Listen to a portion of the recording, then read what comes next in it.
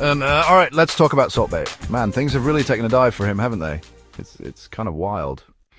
So remember when he first blew up, all that salt sprinkling, the whole vibe? Well, it wasn't long before the controversies started rolling in.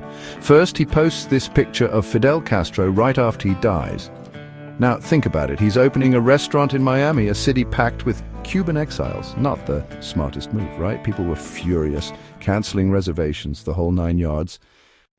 Then he's feeding the Venezuelan president Maduro this lavish meal while people back in Venezuela are starving. Like, seriously, talk about tone deaf. Protests broke out. People were rightfully pissed. And oh man, the restaurant fire in Istanbul, that was a mess. Tourists get set on fire during a fire show, including this YouTuber, Tina. She's got burns all over, and apparently they tried to cover the whole thing up.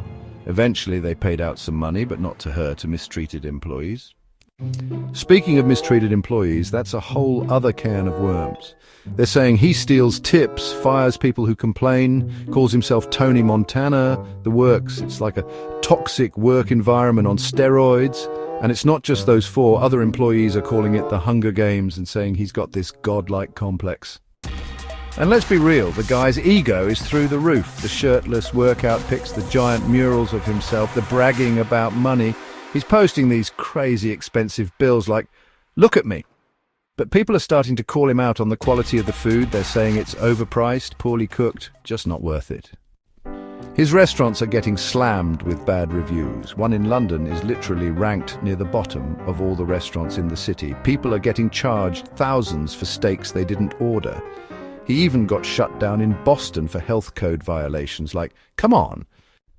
And then there's the whole World Cup fiasco. He's running around on the field, bothering Messi, grabbing the trophy, biting medals. It was just embarrassing.